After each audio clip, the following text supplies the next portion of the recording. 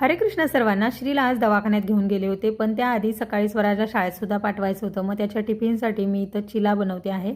तर त्यासाठी 1 वाटी दही घेतलं फेटून, त्यामध्ये 1 वाटी रवा, 1 वाटीला जरा कमी बेसन टाकलं आणि व्यवस्थित मिक्स करून याला 20 मिनिटं भिजवून घेतलं. नंतर यामध्ये कांदा, टोमॅटो, किसलेलं गाजर, त्यानंतर आलं, लसूण, मिरची, जिरं आणि ओवा याची पेस्ट केलेली ती टाकली.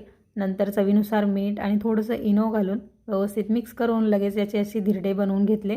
झाकण लावून याला दोन्ही बाजूनी भाजून घेतलं. कमी तेलामध्ये बनणारा हा पदार्थ खूपच टेस्टी आणि हेल्दीसुद्धा आहे.